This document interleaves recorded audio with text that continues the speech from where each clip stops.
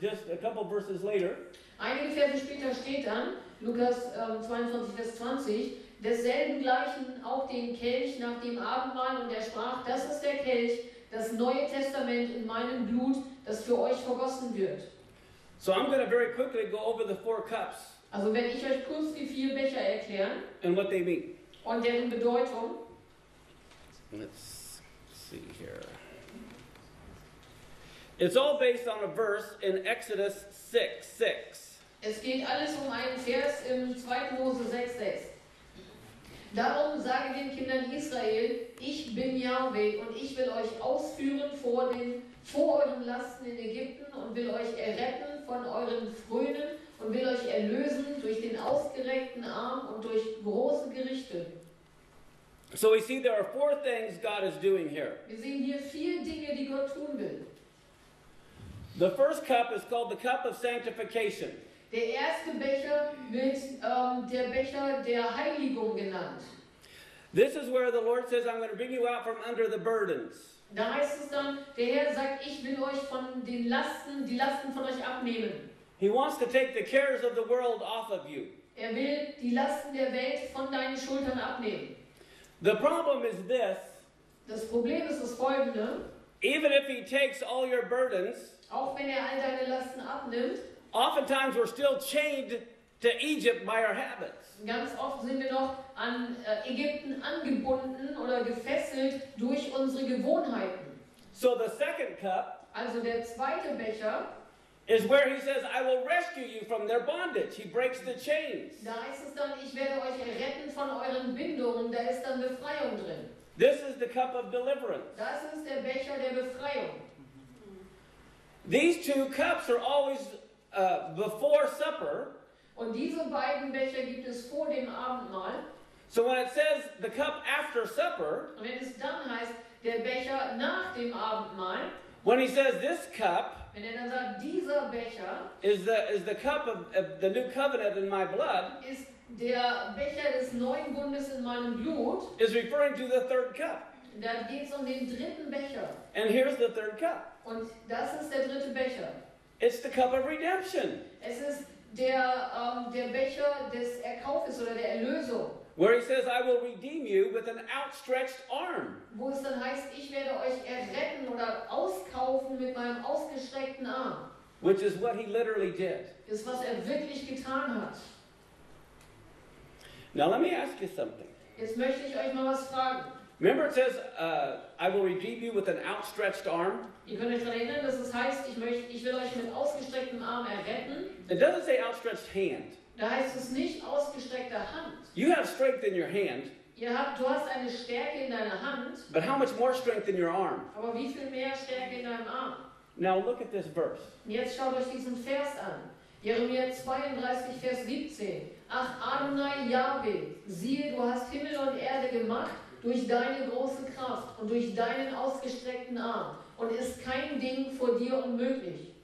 It says God created the universe with his outstretched arm. Da ist es dann, Gott hat das Universum geschaffen mit seinem ausgestreckten Arm.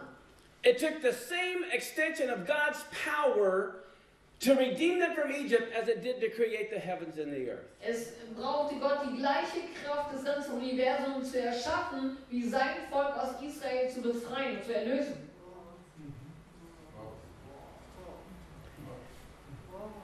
Now, think about this. Denkt darüber nach. What did it cost God to create the heavens and the earth? Was hat es Gott gekostet, Himmel und Erde zu schaffen? Nothing. Nichts. He just said, let there be. Er hat einfach nur gesagt, es sei. If all of this world and heavens disappeared today, could God create it tomorrow? Wenn all diese Welt und das Universum verschwinden würde heute, könnte Gott morgen was Neues schaffen. And what would it cost him? Und was würde es ihm kosten? Now think about this. Und denkt mal darüber nach. In relation to those 2 verses. In Beziehung auf die beiden Verse, die wir gerade hatten. How much did it cost God to redeem you? Wie viel hat es Gott gekostet, dich zu erlösen? It cost him everything. Es hat ihn alles gekostet. It cost him his son. Es hat ihm seinen eigenen Sohn gekostet. It cost his sons his life. Es kostete seinen Sohn sein Leben.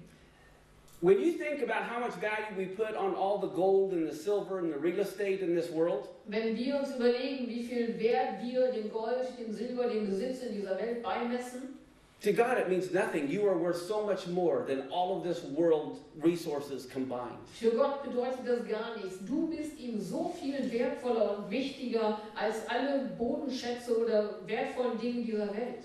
And the things we put so much value in Und die Dinge, denen wir einen solchen Wert beimessen, mean nothing to God. bedeuten Gott gar nichts. Which shows us we need to love people and use things, not use people and love things. Wir müssen lernen, Menschen zu lieben und dafür Mittel einzusetzen und nicht Menschen einzusetzen, um an Dinge heranzukommen. The last cup is known as the cup of acceptance. Der vierte Becher ist der Becher der Annahme, Where he says, I'm going to take you as my people and I will be your God. wo es heißt, ich werde euch zu meinem Volk machen und ich werde euer Gott sein. How many of you have done someone a favor and maybe they were dropped something or maybe their car broke down and you helped them? Wer hat schon mal jemand anders einen Gefallen getan? So, die haben was fallen lassen, das ging kaputt oder ihr Auto war kaputt und ihr habt ihnen ausgeholfen. You help someone? Irgendjemand? But does that mean you want to marry him? Aber heißt das gleich, du willst sie heiraten? I don't think so. Nein, das glaube ich nicht. Well, think about this. When you look at these 4 cups, Denk mal drüber nach, wenn du dir diese 4 Becher anschaust, God not only took off our burdens, hat Gott nicht nur unsere Lasten von uns abgenommen, He not only broke our chains, er hat nicht nur unsere Ketten zerbrochen, dass wir frei werden, He paid the price to redeem us out of Egypt to bring us to the promised land. sondern er selbst hat den Preis bezahlt, dass wir aus Ägypten herauskommen und er hat uns ins verheißene Land gebracht. But then He just didn't drop us off. He says, now I want to marry you. Und dann hat er uns nicht einfach laufen lassen, sondern hat gesagt, jetzt möchte ich euch heiraten. This is incredible. Das ist wirklich erstaunlich. Look at Exodus 12:12b. Wir schauen uns 2. Mose 12 und 12b an. Und will meine Strafe beweisen an allen Göttern der Ägypter. Ich, Jahwe. Well, I want you to realize when God destroyed the gods of Egypt, brought the plagues of Egypt, every one of the plagues was against one of the gods. Als Gott die Plagen auf Ägypten gebracht hat, war jede Plage ganz speziell für einen dieser Götter von Ägypten spezifisch zugemessen. So I want to go through these with you. Also werde ich euch die erläutern. The first god was called Happy. Der erste Gott ist Hapi.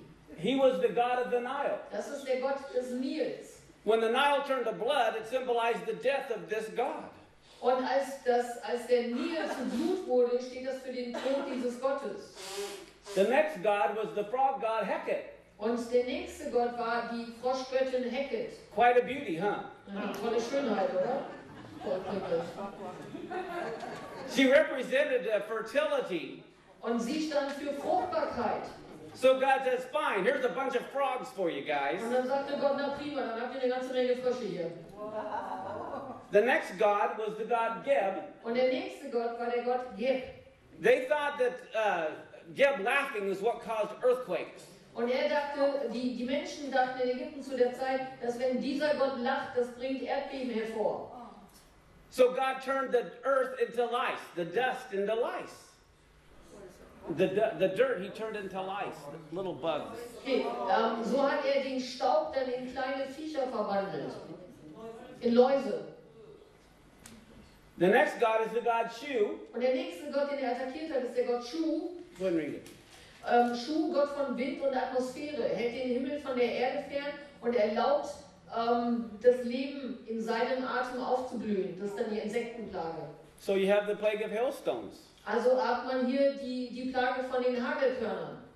The next god? Und der nächste Gott Apis, der Bulle, soll ein fleischgewordener Gott sein. Plage über Rinder und das Vieh.